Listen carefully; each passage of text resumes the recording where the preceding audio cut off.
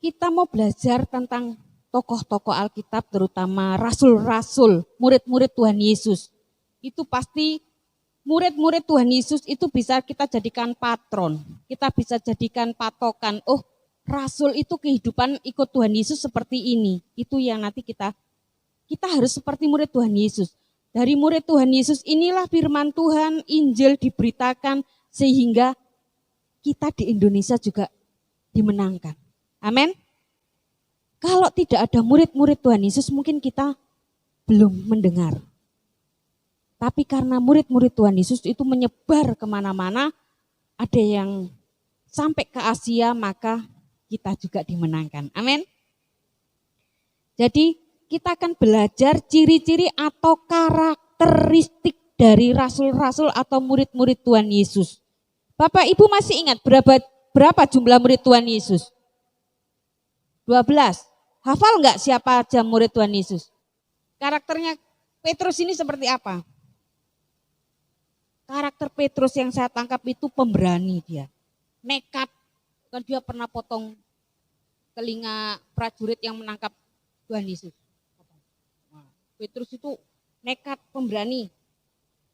Dia mengenal betul siapa Tuhan Yesus ketika siapakah aku yang jawab kan Petrus. Nah, Petrus itu seperti itu karakteristiknya. Andreas seperti apa? Yakobus seperti apa? Selama ini kita hanya sedikit mengenal murid-murid Tuhan Yesus.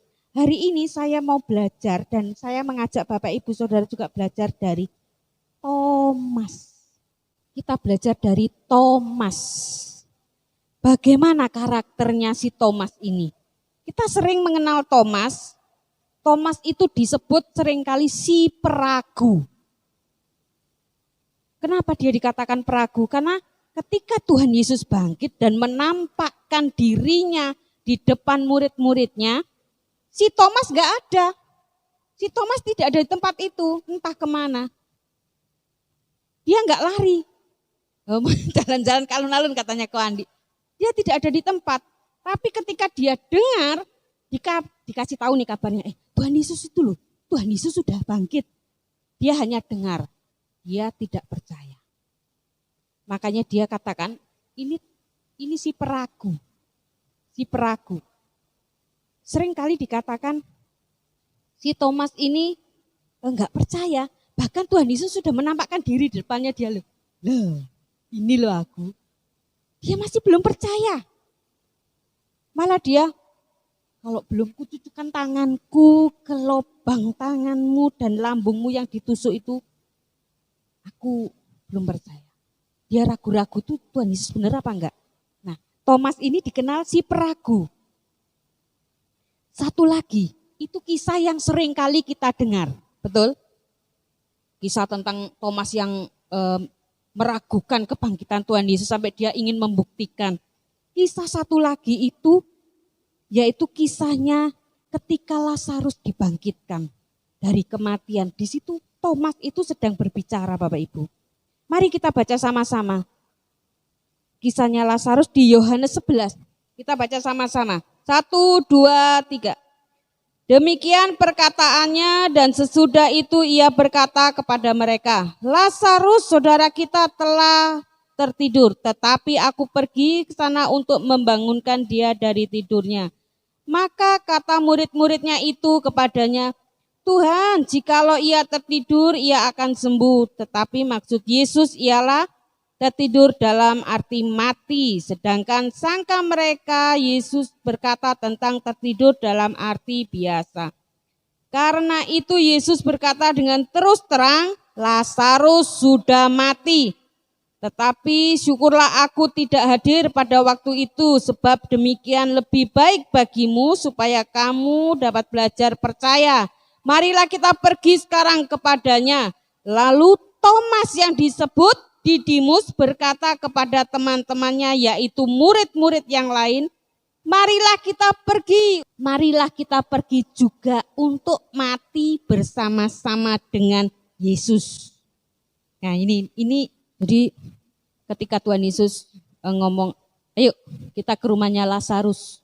Padahal Lazarus sudah mati kan? Yuk kita ke sana yuk. Tuhan Yesus mengajak murid-muridnya.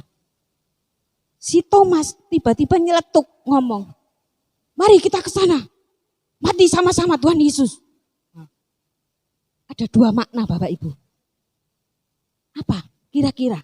Yang pertama, makna yang pertama yang negatif itu, si Thomas ini takut, si Thomas ini cemas, si Thomas ini khawatir. Mungkin di pikirannya saat itu ada dua makna ya, ini makna yang pertama ini saya katakan. Mungkin saat itu Thomas berpikir seperti ini. Wah, Tuhan Yesus ngajak mati nih. Makna yang kedua, yang positif, yaitu Thomas ini Bapak Ibu tahu artinya martir? Berani mati untuk Tuhan Yesus. Jadi Thomas tidak ngomong seperti ini ketika dia nyeletuk.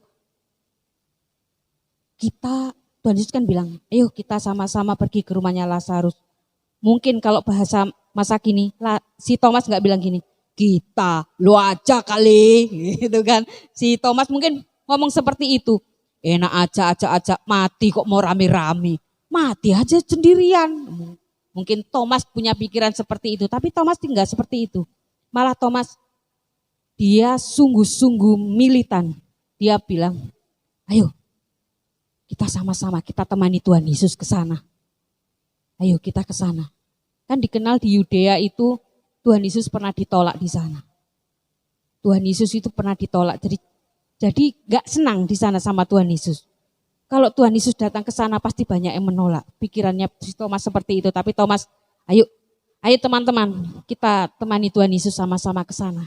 Ke rumahnya Lazarus, ke rumahnya Marta, ke rumahnya Maria. Ayo kita ke sana. Ini makna yang kedua. Thomas itu martir, berani mati untuk Tuhan. Ketika saya baca ini Bapak Ibu Saudara, ini kisah sebelum Tuhan Yesus mati. Ternyata setelah beberapa tahun kemudian ada tokoh Alkitab yang bilang hidup adalah Kristus, mati adalah keuntungan. Siapa dia? Si Paulus. Sebelum Paulus mengucapkan itu ada si Thomas. Ada si Thomas yang juga berani mati bagi Tuhan. Amin. Bapak Ibu, saya mau tekankan. Hidup kita diciptakan Tuhan, itu hanya satu tujuan, yaitu untuk Tuhan, untuk kemuliaan Tuhan. Kita diciptakan itu hanya untuk memuliakan Tuhan. Amin. Hidup bagi Kristus. Amin. Itu perlu ditanamkan di hati kita. Kita ibadah bukan untuk Pak Pontas, tapi bagi Kristus. Amin. Jadi itu yang harus ditekankan. Mengapa saya mengajak Bapak Ibu Saudara bicara seperti ini, membicarakan tentang hidup bagi Kristus? Ternyata hidup bagi Kristus itu ngeri-ngeri sedap, katanya film-film itu, ngeri-ngeri sedap. Kenapa seperti itu? Thomas ketika dia bilang, mari kita sama-sama Tuhan Yesus ke Yudea menemani Tuhan Yesus. Saya pikir si Thomas itu adalah orang yang memakai logika. Kenapa saya bilang seperti itu? Thomas ini si peragu, dia itu ketika Tuhan Yesus bangkit, dia dengar dari orang lain bahwa Tuhan Yesus bangkit. Dia tidak serta-merta dia percaya. Dia tidak mau hanya dengar gosip, tapi dia buktikan sendiri. Itu ciri-ciri orang yang pakai logika. Saya mau buktikan sendiri. Saya mau buktikan sendiri. Meskipun sudah ada di depan mata, saya masih harus pastikan. Nah, itu orang yang pakai logika. Saya kira si Thomas ketika ngomong, mari kita sama-sama ikut Tuhan Yesus, mati sama-sama Tuhan Yesus. Dia enggak asal ngomong, tapi dia pikir. Dia pasti mikir. Enggak mungkin, kita punya Tuhan yang besar. Tujuan Tuhan belum selesai. Enggak mungkin Tuhan Yesus mati. Yuk kita sama-sama berjuang sama-sama Yesus. Nah itu Thomas Bapak Ibu. Kita belajar dari Thomas. Yang pertama, orang Kristen yang tidak ikut-ikutan, itu seperti Thomas. Thomas itu tidak ikut-ikutan.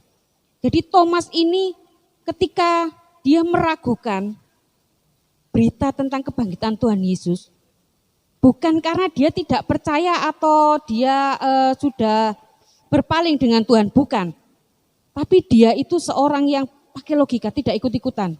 Enggak, apa kata orang seperti ini saya enggak seperti itu. Mari kita Bapak Ibu, seperti si Thomas ini, jangan pernah khawatir apapun. Kalau berani mati untuk Tuhan, Tuhan juga pasti bertindak atas kita. Amin. Si Thomas ini setelah Tuhan Yesus naik ke surga, dialah yang memberitakan Injil ke India. Tokoh agama yang benar-benar diakui dunia di India. Saudara tahu Bunda Teresa? Mungkin kalau tidak ada si Thomas, belum ada di Bunda Teresa. Tapi karena si Thomas ini, yang dikatakan si peragu tadinya, ternyata dialah yang menginjil ke India.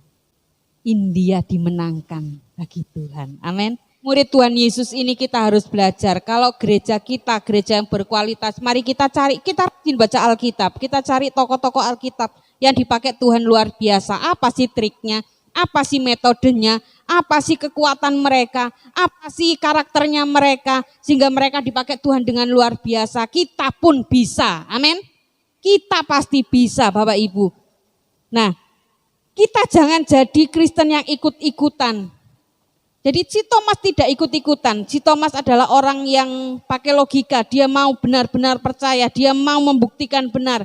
Dan kita di sini kita sudah terbukti bahwa kita adalah orang yang tidak ikut-ikutan. Amin. Percaya ketika saudara hidup bagi Kristus. Hidup bagi Tuhan. Berkat pasti mengalir. Hidup pasti dipulihkan. Dan berbuah-buah luar biasa. Amin. Puji nama Tuhan. Mari Bapak Ibu, kita renungkan firman Tuhan.